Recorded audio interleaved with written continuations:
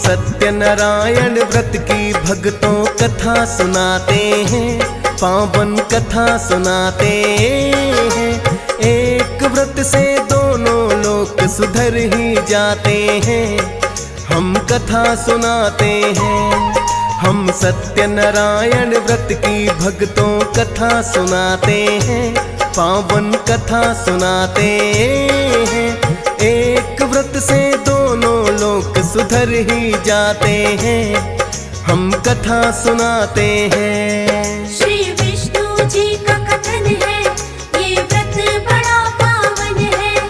श्री विष्णु जी का कथन है, ये व्रत बड़ा पावन है। प्रिय भक्तजनों, आज हम आपको श्री सत्यनारायण व्रत की पावन कथा सुनाएंगे। प्रिय भक्तों, श्री सत्यनारायण भगवान विष्णु जी का ही दूजा रूप है। कहते हैं विधि पूर्वक श्री सत्यनारायण व्रत करने से इस लोक में सुख समृद्धि एवं अंत में मोक्ष की प्राप्ति होती है। इस व्रत के करने से मानव के समस्त पापों का नाश होता है एवं जीवन में किसी प्रकार की कठिनाई नहीं आती। तो आइए भक्तों, सुनते हैं श्री सत्यनारायण व्रत की ये परम कल्याणकारी पावन कथा।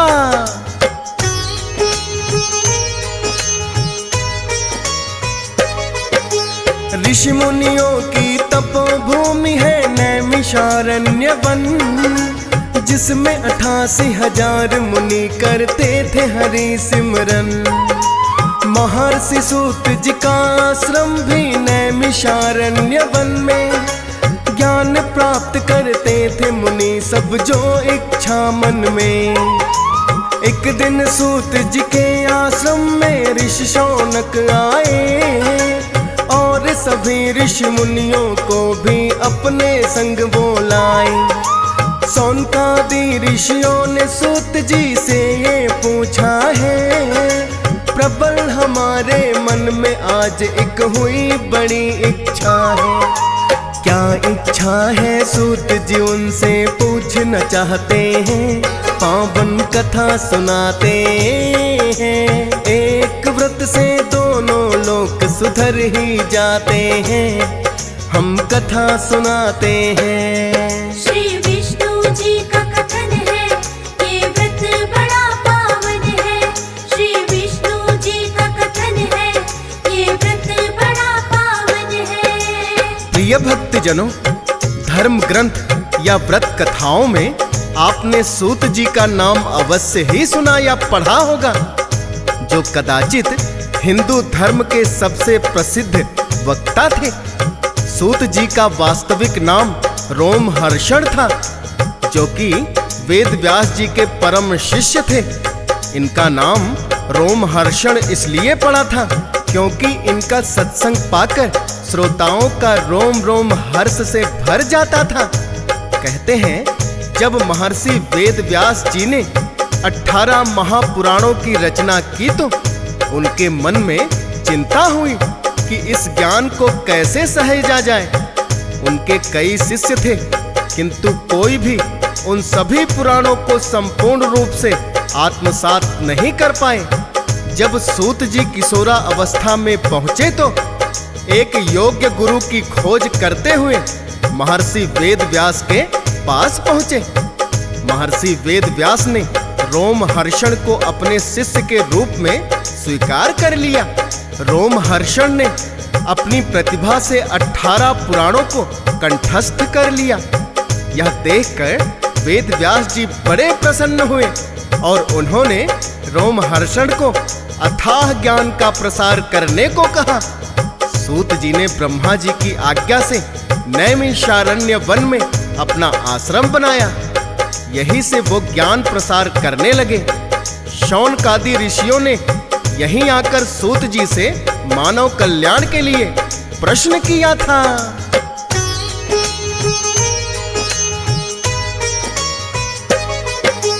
लगे पूछने सूत जी इच्छा अपनी आप बताए। ऋषि शौनक ने प्रश्न किया जो सब मुनियों को लाए। कलयुग काल में विद्या रहित मानो हो जाएंगे। कहो सूत जी फिर कैसे मुक्ति को पाएंगे। सुनकर कहने लगे सूत जी उत्तम प्रश्न बड़ा है। यही प्रश्न मुनि नारद जी ने विष्णु जी से किया है। मुनि नारद को विष्णु जी ने इसका उपाय बताया और आपने भी आकर है वही प्रश्न दोहराया। वही दोहराऊंगा मैं जो विष्णु जी बताते हैं, पावन कथा सुनाते हैं। एक व्रत से दोनों लोक सुधर ही जाते हैं, हम कथा सुनाते हैं। श्री विष्णु जी का कथन है, ये व्रत बड़ा पावन है।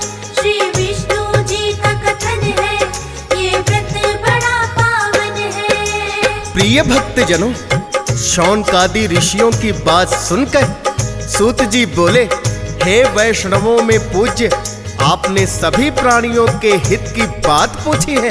मैं आपको एक ऐसा श्रेष्ठ व्रत बताऊंगा जिसके बारे में मुनि नारद जी को स्वयं लक्ष्मी नारायण जी ने बताया था। क्योंकि एक बार मुनि नारद अनेकों लोकों में विचरण करते हुए मृत्यु लोक आए। यहाँ उन्होंने अनेक योनियों में जन्मे प्रायः सभी मनुष्यों को अपने कर्मों द्वारा अनेक दुखों से पीड़ित देखा। उनका दुख देखकर नारद जी सोचने लगे कि कैसा यत्न किया जाए जिसके करने से निश्चित रूप से मानव के सभी दुखों का अंत हो जाए। इसी प्रकार मनन करते हुए वो विष्णु लोक आए और उन्होंने विष्णु जी से कहा, हे भगवान, आप अत्यंत शक्ति से संपन्न हैं। मन तथा वाणी भी आपको नहीं पा सकती। आपका आदि मध्य तथा अंत कुछ भी नहीं है। निर्गुण स्वरूप शक्ति के कारण भक्तों के दुखों को हरने वाले हैं। आपको मेरा नमस्कार है। नारद जी की स्तुति सुनकर विष्णु जी बोले, हे मुनि श्रेष्ठ, आपके मन में क्या प्रश्न है, निसंकोच मुझसे कहो। इतना सुनकर मुनि नारद कहने लगे, हे नाथ, आप मुझ पर दया रखते हैं तो बताइए कि मनुष्य थोड़े से प्रयास से ही दुखों से कैसे छुटकारा पा सकते हैं। इतना सुनकर श्री हरि विष्णु जी कहने लगे, हे मुनिवर, आप सदैव मानव का हित चाहते हैं, अतः मैं आपका ये प्रश्न सुनकर एक उत्तम व्रत के बारे में बताऊंगा।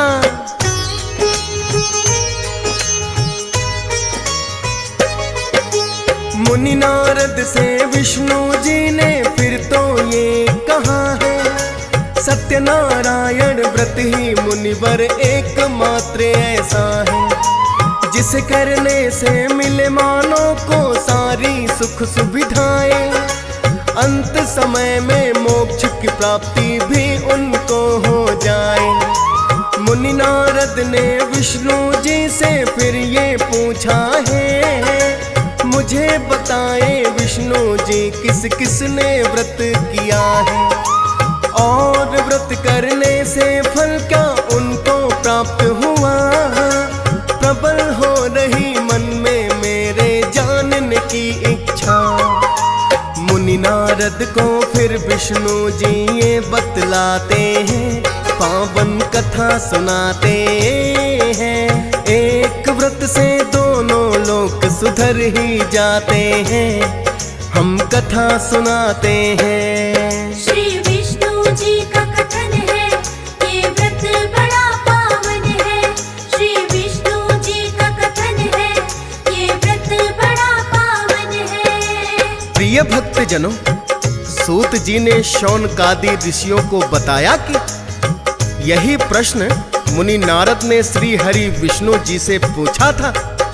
तब श्री हरि विष्णु जी ने मुनि नारद से कहा कि श्री सत्यनारायण व्रत ही एकमात्र ऐसा है जिसके करने से मानव को जीवन में सुख समृद्धि एवं अंत समय में मोक्ष की प्राप्ति होती है। इतना सुनकर मुनि नारद कहने लगे कि हे दीनदयाल, आप कृपया मुझे ये बताएं कि श्री सत्यनारायण व्रत करने का क्या विधान है। यह व्रत किस किसने किया और उसे किस प्रकार दुखों से मुक्ति मिली।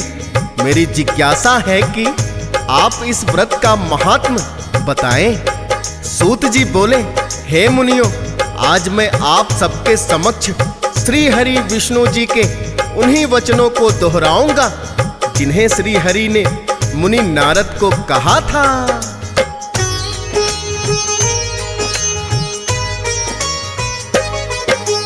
दुख और शोक को हरने वाला व्रत ये उत्तम है। विधि पूर्वक करते होकर धर्म परायण है। बंधुओं सहित जो सत्य नारायण पूजा की जाए, तो फिर व्रत फल भी समझो के दुगना हो जाए। धूप दीप नैवेद्य से पूजन हरि का करना चाहिए। घी शक्कर गुड़ दूध के लफल इनको भोग लगाइए। यथाशक्ति ब्राह्मणों को भी करवाना भोजन है। और सारा दिन करना हरि का भजन कीर्तन है। करते हैं जो व्रत वो मन वांछित फल पाते हैं। पावन कथा सुनाते हैं। एक व्रत से दोनों लोक सुधर ही जाते हैं। हम कथा सुनाते हैं। श्री विष्णु जी का कथन है, ये व्रत बड़ा पावन है। श्री विष्णु जी का कथन है, ये व्रत बड़ा पावन है। प्रिय भक्तजनों, सूत जी ने शौनकादि ऋषियों को बताया कि श्री विष्णु जी ने स्वयं नारद जी को कहा था कि मानव को भक्ति व श्रद्धा के साथ शाम को श्री सत्यनारायण की पूजा धर्म परायण होकर बंधु बांधवों के साथ करनी चाहिए। भक्ति भाव से घी नैवेद्य, केले का फल, दूध और गेहूं का आटा सवाया ले। शक्कर तथा गुड़ लेकर सभी भक्षण योग्य पदार्थों को मिलाकर भगवान को भोग लगाएं। बंधु बांधवों को भी भोजन कराएं। उसके बाद स्वयं भोजन करें।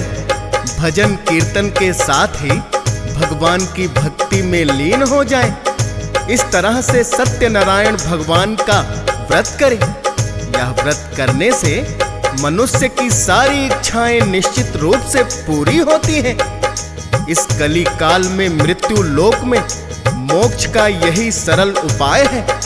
इसके पश्चात सूत जी बोले, हे ऋषियों, जिसने पहले समय में व्रत किया था उसका इतिहास मैं कहता हूँ, जो ध्यान पूर्वक सुनो।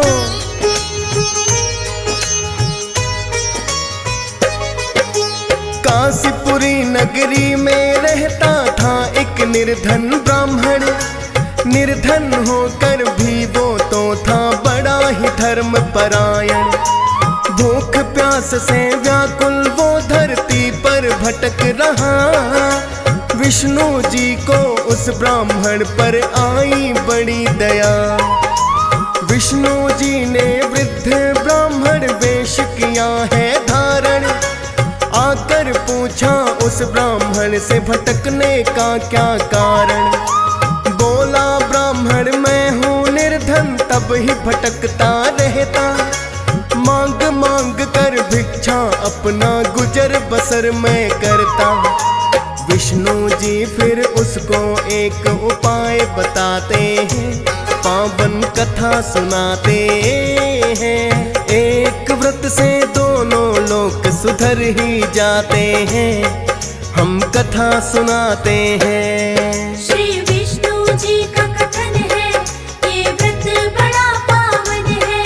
श्री विष्णु जी का कथन है, ये व्रत बड़ा पावन है। प्रिय भक्तजनों, सूत जी ने कहा कि विष्णु जी ने एक वृद्ध ब्राह्मण का वेश बनाकर उस निर्धन ब्राह्मण को बताया कि तुम विधि विधान से श्री सत्यनारायण व्रत करो, तुम्हारी सब कठिनाइयां दूर हो जाएंगी। और ये उपाय बताकर विष्णु जी अंतर ध्यान हो गए। ब्राह्मण मन ही मन सोचने लगा कि जिस व्रत को वृद्ध ब्राह्मण करने को कह गया है उसे मैं अवश्य करूंगा। यह निश्चय करने के बाद उसे रात को नींद भी नहीं आई और सवेरे उठकर सत्यनारायण भगवान के व्रत का निश्चय करके भिक्षा के लिए चला गया। उस दिन निर्धन ब्राह्मण को भिक्षा में बहुत सा धन मिला, जिससे उसने बंधु बांधवों के साथ मिलकर श्री सत्यनारायण का व्रत संपन्न किया। भगवान सत्यनारायण का व्रत संपन्न करने के बाद निर्धन ब्राह्मण सभी दुखों से छूट गया और अनेक प्रकार की संपत्तियों से युक्त हो गया। इसके पश्चात वह ब्राह्मण हर माह इस व्रत को करने लगा।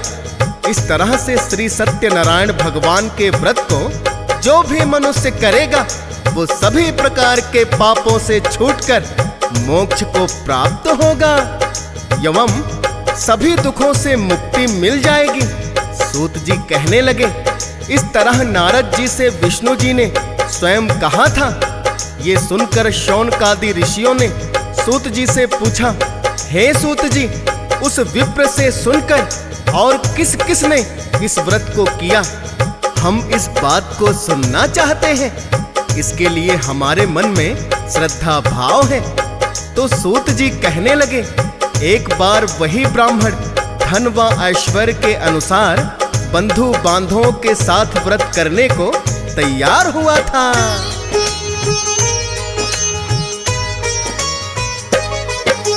बंधु बांधवों सहित जो उस ब्राह्मण ने व्रत किया है, एक लकड़हारे ने आकर उससे पूछ लिया है, विप्रदेव ये मुझे बताए आज है क्या अनुष्ठान।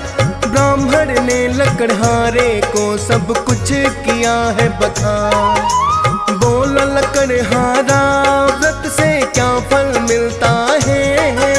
ब्राह्मण बोले, इससे दूर सब होती चिंता है। व्रत करने से पहले मैं भी बड़ा ही था निर्धन, सत्यनारायण व्रत से ही मैं आज हुआ संपन्न। मनोकामना पूर्ति का ये व्रत बताते हैं, पावन कथा सुनाते हैं। एक व्रत से दोनों लोक सुधर ही जाते हैं, हम कथा सुनाते हैं। श्री विष्णु जी का कथन है, ये व्रत बड़ा पावन है। श्री विष्णु जी का कथन है, ये व्रत बड़ा पावन है। प्रिय भक्तजनों, सूत जी ने कहा कि उस लकड़हारे ने जब पूछा तो ब्राह्मण ने उस लकड़हारे को इस व्रत की महिमा बताई। ब्राह्मण के मुख से सत्यनारायण व्रत का महत्व जानकर लकड़हारा बड़ा ही प्रसन्न हुआ। चरणामृत और प्रसाद ग्रहण करके लकड़हारे ने अपने मन में संकल्प लिया कि आज से लकड़ी बेचकर जो भी धन मिलेगा उसी से श्री सत्यनारायण व्रत का पालन करूंगा। मन में इसी विचार को लेकर जब वो लकड़हारा लकड़ियां बेचने के लिए नगर के उस क्षेत्र में गया जहां बहुत धनी लोग रहते थे, उस दिन उस लकड़हारे को अपनी लकड़ियों के 4 गुना दाम अधिक मिले। लकड़हारा प्रसन्नता के साथ धन लेकर केले, शक्कर, घी, दूध, दही और गेहूं का आटा लेकर आया। फिर उसने बंधु बांधवों सहित श्री सत्यनारायण भगवान की पूजा एवं व्रत किया।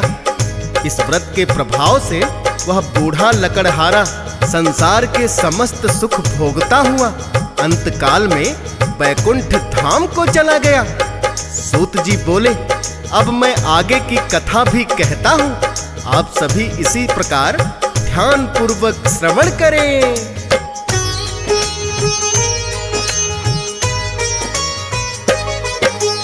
उल्का मुख नामक एक राजा बड़ा ही था बुद्धिमान, सत्य वक्ता और जितेंद्रिय निर्धनों को दे दान।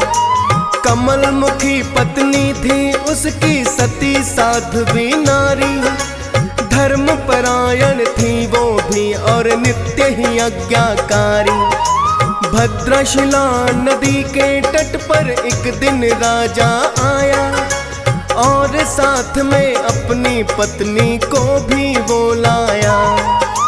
दोनों ने मिलकर के सत्यनारायण व्रत किया है, क्योंकि पुत्र प्राप्ति की हुई उनकी इच्छा है। उसी समय एक वैश्य व्यापारी तट पर आते हैं, पावन कथा सुनाते हैं।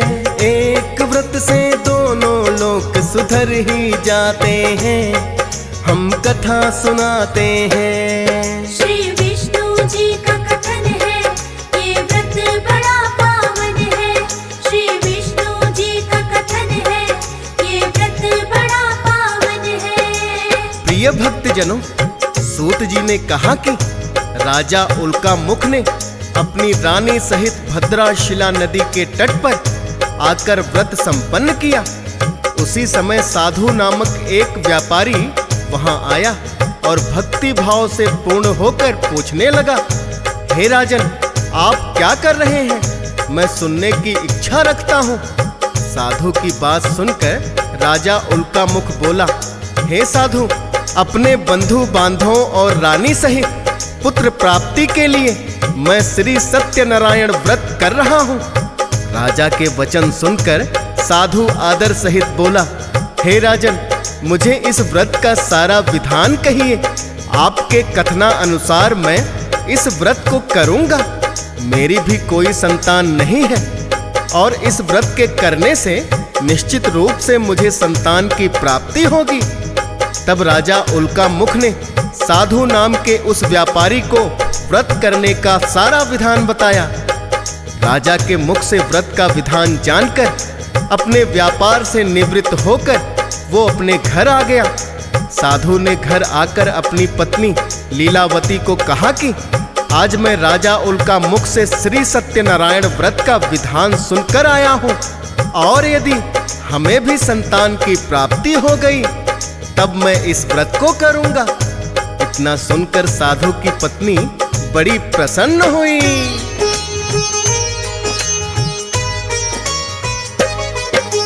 प्रसन्न हुई है बड़ी ही सुनकर पत्नी लीलावती, कुछ ही दिनों में हो गई है फिर तो वो गर्भवती। उनके घर में फिर एक सुंदर कन्या ने जन्म लिया। पति पत्नी ने कलावती है जिसको नाम दिया। लीलावती ने अपने पति को याद दिलाया है, सत्यनारायण व्रत करने का अब तो समय आया है। साधु कहने लगा कि मुझको भी सब कुछ है याद, लेकिन मैं व्रत करूंगा पुत्री की शादी के बाद।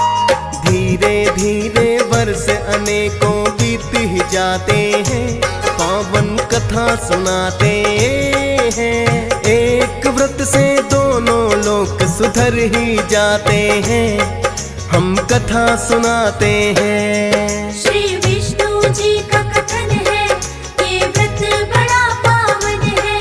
श्री विष्णु जी का कथन है, ये व्रत बड़ा पावन है। प्रिय भक्तजनों, सूत जी बोले कि साधु को जब उसकी पत्नी ने पुत्री के जन्म के पश्चात याद दिलाया तो साधु कहने लगा कि हाँ, मुझे सब कुछ याद है, लेकिन मैं श्री सत्यनारायण का व्रत कलावती की शादी के पश्चात करूंगा। इस प्रकार अनेकों वर्ष बीत गए। अब कलावती विवाह योग्य हो गई थी, तो साधु ने कंचन नगर में एक सुयोग्य वणिक पुत्र को देखकर अपनी पुत्री का विवाह बड़ी धूमधाम से कर दिया और दामाद के साथ ही मिलकर व्यापार भी करने लगा। लेकिन दुर्भाग्य से साधु ने अब भी श्री सत्यनारायण भगवान का व्रत नहीं किया।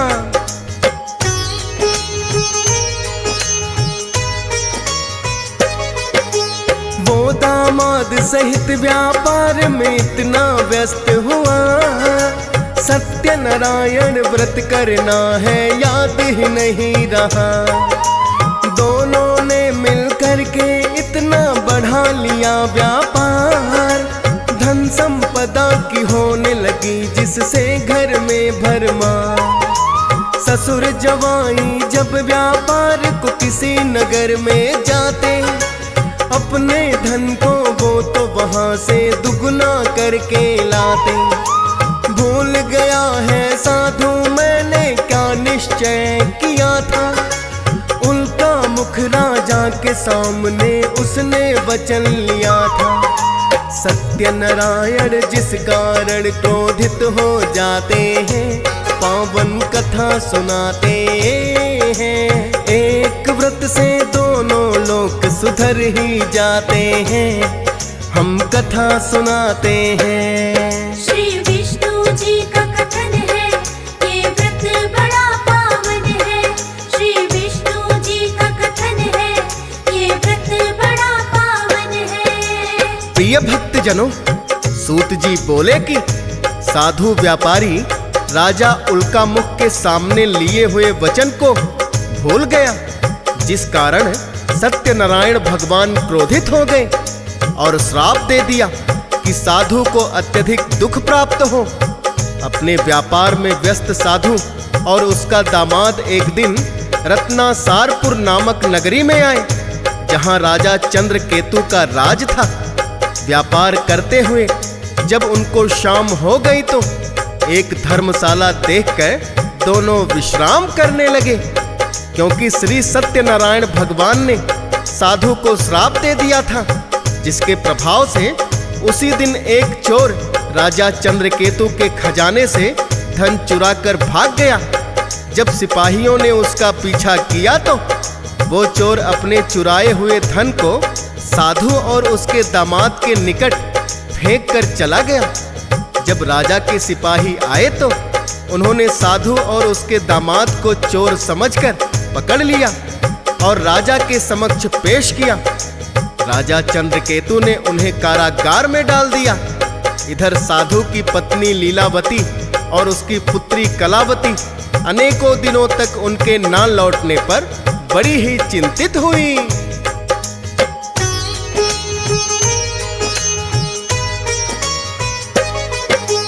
पति और दामाद लौट कर जब नहीं आए हैं, लीलावती को उन दोनों की चिंता सताए हैं।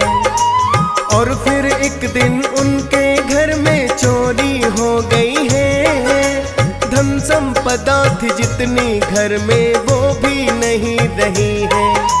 खाने पीने के भी उनको लाले पड़ गए हैं, पति और दामाद भी जाने कहाँ चले गए हैं। कलावती और लीलावती दोनों ही सोच रही थी, इस दुख से उद्धार की जाने कैसे हो युक्ति। अकस्मात कैसे दुख के दिन ये आ जाते हैं, पावन कथा सुनाते हैं। एक व्रत से दोनों लोग सुधर ही जाते हैं, हम कथा सुनाते हैं। श्री विष्णु जी का कथन है, ये व्रत बड़ा पावन है। श्री विष्णु जी का कथन है, ये व्रत बड़ा पावन है। प्रिय भक्तजनों, सूत जी कहने लगे कि इधर साधु और उसका दामाद राजा चंद्रकेतु की कारागार में बंद हो गए और उसके घर से भी चोर सारा धन चुरा कर ले गए। शारीरिक और मानसिक पीड़ा से युक्त लीलावती और कलावती को कोई उपाय नहीं सूझ रहा था। एक दिन भूख प्यास से व्याकुल कलावती उसी ब्राह्मण के घर आई जिसने श्री सत्यनारायण व्रत करने शुरू किए थे। वहां उसने श्री सत्यनारायण का व्रत होते देखा, फिर कथा भी सुनी और प्रसाद ग्रहण कर रात को घर वापस आई। माता ने कलावती से पूछा, हे पुत्री, तुम कहाँ थी और तेरे मन में क्या है? कलावती ने अपनी माता से कहा, हे माता, मैंने एक ब्राह्मण के घर श्री सत्यनारायण का व्रत होते देखा है। कन्या के वचन सुनकर लीलावती भगवान के पूजन की तैयारी करने लगी। लीलावती ने बंधु बांधवों सहित श्री सत्यनारायण भगवान का पूजन किया और वर मांगा कि मेरे पति एवं जमाई शीघ्र ही घर आ जाए और मेरे पति का जो भी अपराध है उसे क्षमा करें।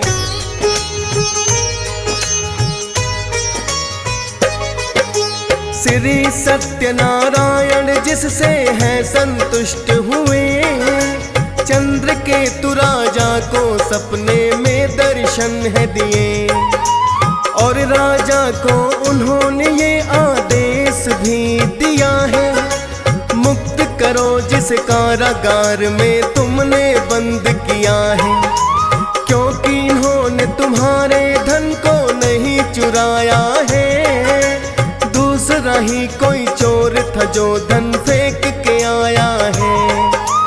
इतना कह करके वो तो हो गए हैं अंतर ध्यान, राजा ने भी उनका ये आदेश लिया है माँ।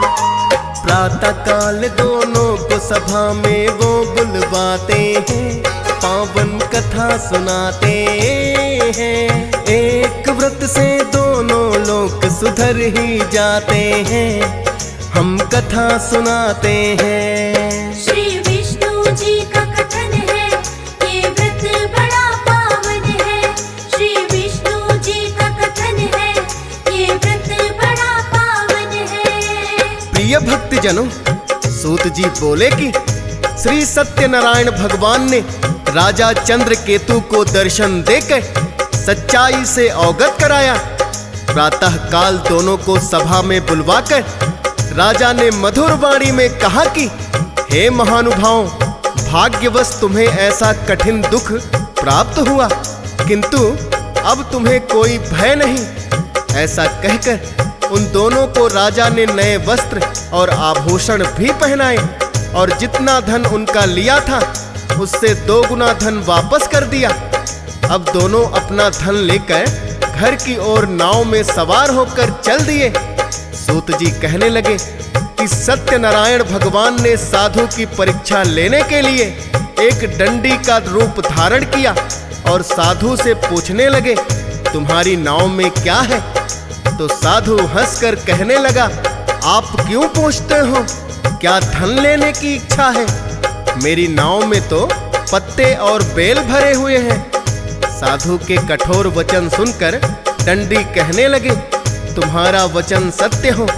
इतना कहकर डंडी रूपधारी श्री सत्यनारायण भगवान कुछ दूर जाकर समुद्र के किनारे बैठ गए।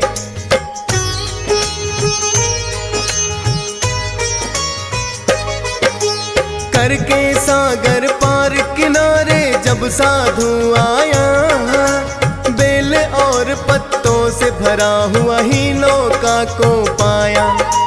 जितना धन एकत्रित किया था बन गए पत्ते बेल, साधु समझ न पाया अपनी किस्मत का ये खेल। देख देख नौका की ओर वो दुखी हो रहा है, फिर उसके दामाद ने आकर साधु से कहा है, आपने पत्ते बेल बता दिए, डंडी ने दिया साथ, क्षमा याचना करनी चाहिए, कर सकते हैं माँ।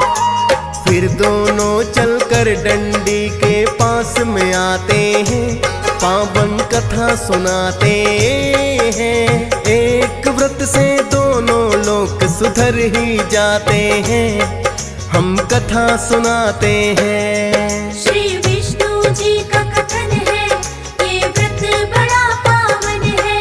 श्री विष्णु जी का कथन है, ये व्रत बड़ा पावन है। प्रिय भक्तजनों, सूत जी बोले कि अपने दामाद की बात सुनकर साधु दामाद सहित डंडी के पास जाकर क्षमा याचना करने लगा और अत्यंत भक्ति भाव से प्रणाम करके बोला, मैंने आपसे जो जो असत्य वचन कहे थे उनके लिए मुझे क्षमा कर दे।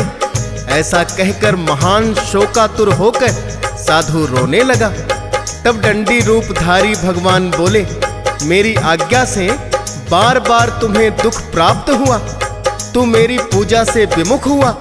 तो साधु कहने लगा, हे भगवान, आपकी माया से ब्रह्मादि देवता भी आपके रूप को नहीं जान पाए, तब मैं अज्ञानी कैसे जान सकता हूँ। आप मुझ पर प्रसन्न होइए। अब मैं सामर्थ्य के अनुसार आपकी पूजा करूँगा। आप मेरी रक्षा करें और पहले के समान नौका में धन भर दे।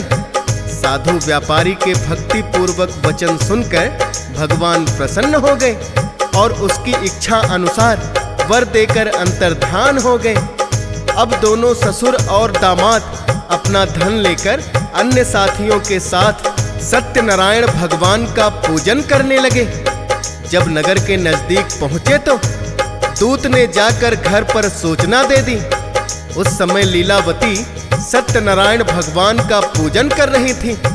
उसने प्रसाद ग्रहण किया और पुत्री कलावती से कहा कि मैं अपने पति के दर्शन के लिए जाती हूँ, तुम भी प्रसाद ग्रहण करके शीघ्र आ जाना। माता के ऐसे वचन सुनकर कलावती जल्दी में प्रसाद छोड़कर अपने पति के पास चली गई। प्रसाद की अवज्ञा के कारण भगवान रुष्ट हो गए और नाव सहित उसके पति को पानी में डुबो दिया। कलावती अपने पति को ना पाकर रोती हुई जमीन पर गिर पड़ी।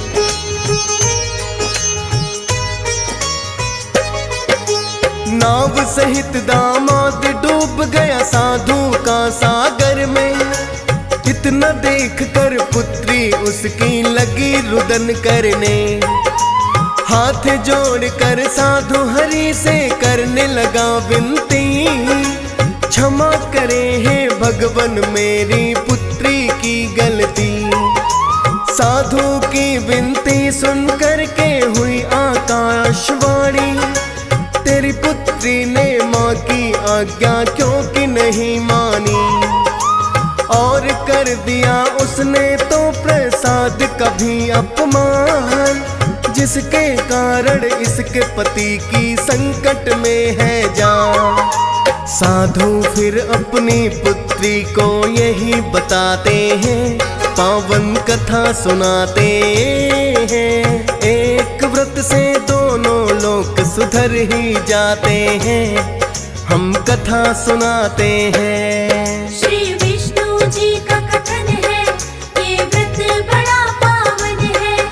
श्री विष्णु जी का कथन है, ये व्रत बड़ा पावन है। प्रिय भक्त जनों, सूत जी कहने लगे कि कलावती को साधु नामक उस व्यापारी ने बताया कि हे पुत्री, तुमने अपने पति से मिलने की इच्छा में सत्यनारायण भगवान के प्रसाद का अपमान कर दिया, जिसके कारण तुम्हें ये दुख हुआ। अति शीघ्र जाओ और भगवान सत्यनारायण से क्षमा याचना करके प्रसाद ग्रहण करो। कलावती ने वैसा ही किया। ज्यों ही कलावती प्रसाद ग्रहण करके लौटी, सागर में बहुत ऊंची ऊंची लहरें उठने लगी और लहरों के साथ उसका पति नाव सहित किनारे पर आकर लग गया, जिससे कलावती, उसकी माता लीलावती और साधु व्यापारी सभी बड़े प्रसन्न हुए और श्री सत्यनारायण भगवान को प्रणाम किया। इसके पश्चात नित्य नियम से साधु बंधु बांधवों सहित श्री सत्यनारायण व्रत करने लगा और इस लोक में सभी सुख भोगने के पश्चात अंत में स्वर्ग लोक को गया। सूत जी कहने लगे कि ऐसा कल्याणकारी है श्री सत्यनारायण व्रत। अब मैं तुम्हें श्री सत्यनारायण भगवान के चमत्कार की एक और कथा सुनाता हूँ, इसे भी ध्यान पूर्वक श्रवण करो।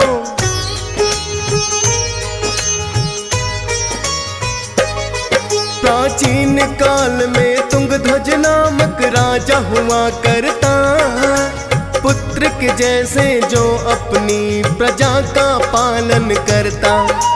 एक बार वो शिकार खेलने वन में चला गया, देखा कुछ ग्वालों को पूजा करते हुए वहाँ। अभिमान बस राजा उनके निकट है नहीं गया, और ना ही उन ग्वालों से उसने प्रसाद लिया। जो ही नगर में राजा वन से वापस आया है, उजड़ी हुई अपनी सारी नगरी को पाया है। श्री सत्यनारायण क्योंकि रुष्ट हो जाते हैं, पावन कथा सुनाते हैं। एक व्रत से दोनों लोक सुधर ही जाते हैं, हम कथा सुनाते हैं। श्री विष्णु जी का कथन है, ये व्रत बड़ा पावन है। श्री विष्णु जी का कथन है, ये व्रत बड़ा पावन है। प्रिय भक्त जनों, सूत जी बोले, राजा तुंगध्वज द्वारा प्रसाद का अपमान करने से सत्यनारायण भगवान रुष्ट हो गए। जब राजा शिकार करके वापस लौटा तो उसने अपनी सारी ही नगरी को उजड़ा हुआ पाया। राजा तुंगध्वज समझ गया कि ये मेरे अभिमान के कारण हुआ, जो मैंने श्री सत्यनारायण भगवान के प्रसाद का अपमान कर दिया। तत्काल ही राजा लौटकर वन में गया और विधि पूर्वक पूजा करके उन ग्वालों से प्रसाद ग्रहण किया एवं मन में निश्चय किया कि मैं भी विधि पूर्वक श्री सत्यनारायण भगवान की पूजा एवं व्रत करूंगा। प्रसाद ग्रहण और पूजा पाठ करने के पश्चात जब राजा नगरी में लौटा तो सारी नगरी को सकुशल पाया। उसके पश्चात राजा तुंगध्वज भी बंधु बांधवों सहित श्री सत्यनारायण भगवान का व्रत करने लगे और दीर्घ काल तक सभी सुखों को भोगने के पश्चात अंत में स्वर्ग लोक को गए। भक्तों, जो मनुष्य इस परम दुर्लभ व्रत को करेगा, भगवान सत्यनारायण की अनुकंपा से धन्य धान्य की प्राप्ति होगी। इस व्रत से निर्धन भी धनी हो जाता है और भय मुक्त जीवन जीता है। संतानहीन मनुष्य को संतान का सुख मिलता है और सारे मनोरथ पूर्ण होते हैं तथा मानव अंतकाल में बैकुंठ को जाता है।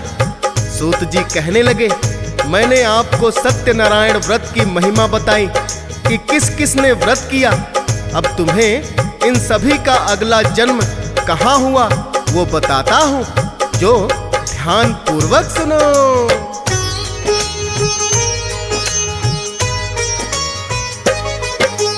वृद्ध शतानंद ब्राह्मण जिसने पहले व्रत किया, अगले जन्म में सुदामा रूप में उसने जन्म लिया। श्री कृष्ण का यार बना और मोक्ष की हुई प्राप्ति। श्री सत्यनारायण व्रत में ऐसी अद्भुत शक्ति। निषाद राज वो लक्कड़हारा बना है अगले जन्म में। राम लखन सीता को लाया सरयों पार जो करने। तुंगध्वज नामक राजा ने दशरथ का जन्म पाया। मोर ध्वज बन करके साधु बनिया भी आया। अंत समय में ये सारे ही मोक्ष को पाते हैं, पावन कथा सुनाते हैं।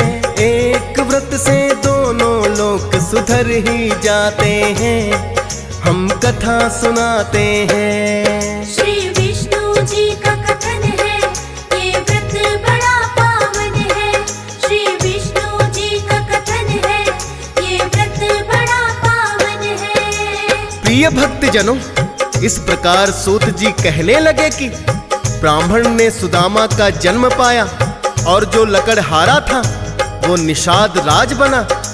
राजा तुंगध्वज दशरथ बने और साधु नाम का व्यापारी अपने अगले जन्म में राजा मोरध्वज बना, जिन्होंने विष्णु जी के परीक्षा लेने पर स्वयं अपने पुत्र का शीश आरे से चीर दिया था। इस प्रकार श्री सत्यनारायण व्रत करने वाले सभी अंत में मोक्ष को प्राप्त हुए। प्रिय भक्तों, यही कथा विष्णु जी ने स्वयं मुनि नारद को सुनाई थी और उसके पश्चात सूत जी ने नैमिषारण्य वन में शौनकादि 88,000 ऋषि मुनियों को सुनाई। जिसे हमने आज वर्णन किया।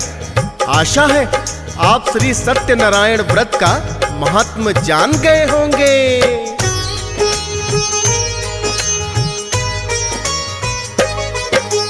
बंधु बांधवों सहित व्रत ये जो भी करता है, मन वांछित फल उन भक्तों को निश्चित ही मिलता है। व्रत ये करना चाहिए भक्तों होकर धर्म परायण, कृपा करेंगे सब भक्तों पर श्री सत्यनारायण। विष्णु जी ही सत्यनारायण सृष्टि पालन करता, हंस राज रलहन भी व्रत ये श्रद्धा भाव से करता। दियस पालन सत्यनारायण कथा का कर दिया वर्णन, फौज सुरेश शब्दों में पिरोए करके शारदे सिमरन। श्रद्धा भाव से जो सुनते हरि कृपा को पाते हैं, पावन कथा सुनाते हैं। एक व्रत से दोनों लोक सुधर ही जाते हैं, हम कथा सुनाते हैं। श्री विष्णु जी का कथन है, ये व्रत बड़ा पावन है। श्री विष्णु जी का कथन है, ये व्रत बड़ा पावन है।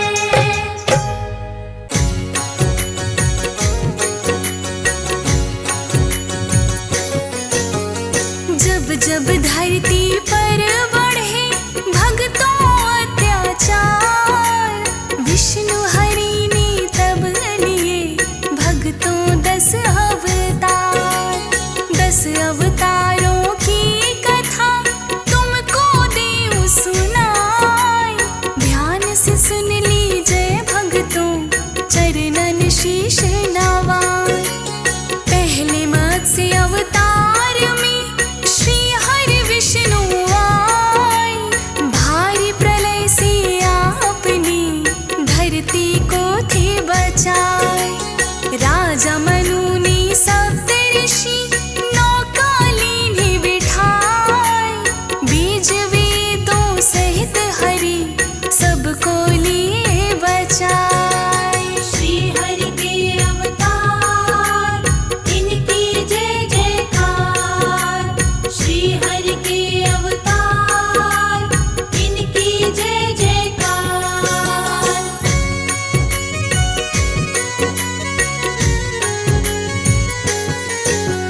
देव असुर मिलकर रहे सागर का मंथन, मंदराचल मथनी करे नीति वासुकी संग। प्रश्न खड़ा अब ये हो, क्या हो गिरियाधार, कर्म रूप हरिधार के कीन्हे बेड़ा पार। अपनी पीठ पे धार लिया मंदराचल का भार, कूर्म अवतार की हो रही जग में जय जयकार। कूर्म में श्री हरि ने फिर मंथन पूर्ण कराए, देव असुर मिलके सभी चरणन शीश नवाए। श्री हरि के अवतार इनकी जय जयकार, श्री हरि के अवतार इनकी जय जयकार।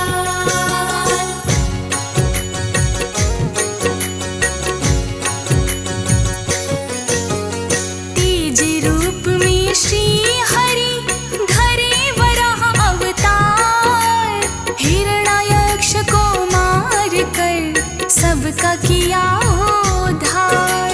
हिरण्याक्ष जब धरती को लेके गया पाताल, वराह रूप धारण किए श्री हरि तत्काल। दांतों के फिर माध्य में धरती लीन उठाए, हिरण्याक्ष को मार कर धरती वापस लाए।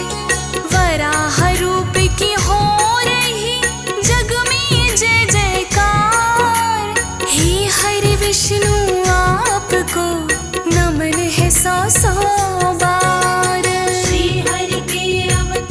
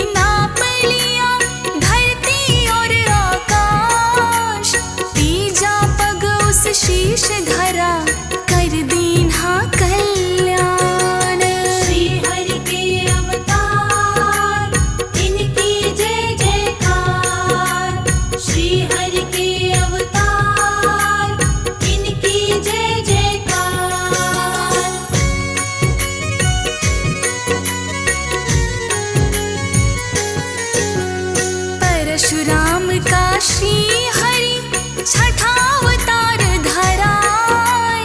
ब्राह्मण होकर भी वो कर हर साली उठाए। ब्राह्मण होकर धरती को लिए पापों से बचाए। सहस्त्र बाहु की बाजू में भगवन काट गिराए। जमदग्नि के लाल की जग में जय जयकार। असुर दलन में मच रहा भक्तों हाहाकार। परशुराम अवतार के चरणन शीश नवाए। ब्राह्मण शिरोमणि देवा भव से पार लगाए। श्री हरि के अवतार इनकी जय जयकार। श्री हरि के अवतार इनकी जय जयकार।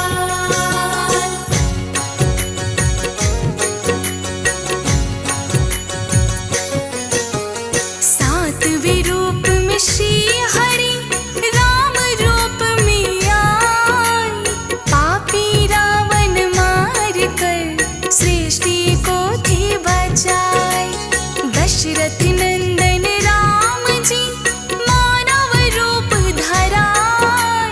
जग में लीला धाय के राम राज दिलवाए। सब असुरन को मार के धरती का भार मिटाए। तीनों लोक में श्री राम की जय जयकार लगाए। राम प्रभु भक्तों सदा भक्ति के आधार।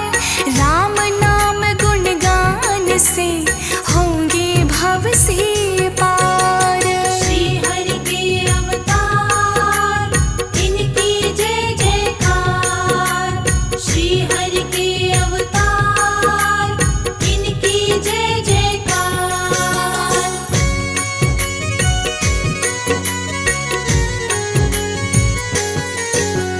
16 कला संपूर्ण है 8वां कृष्ण अवतार। कृष्ण अवतार की हो रही जग में जय जयकार। बाल रूप में आए के लीला हरि दिखलाए। ताले खुल गए जेलों के पहरेदार थे सुलाए। पापी कंस को मार के धरती का भार मिटाए।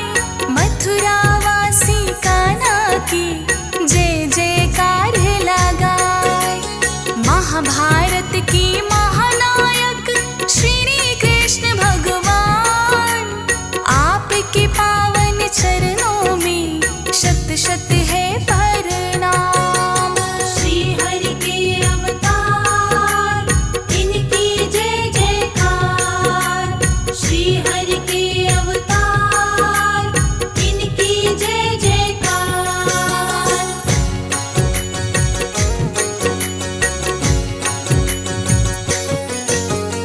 9वें रूप में श्री हरि धारे बोध अवतार। अहिंसा परम धर्म है करते हैं प्रचार। बुद्धम शरणम गच्छामि मंत्र दिया थे सुनाए। निर्वाण की राह पे दिया संसार लगाए। बोधि क्षेत्र में पा लिया जीवन का सब ज्ञान। भव से पार लगा रहे श्री बुद्ध भगवान। अहिंसा के भगवान है श्री बुद्ध महाराज। भक्तों के पूर्ण करते हैं भगवन सारे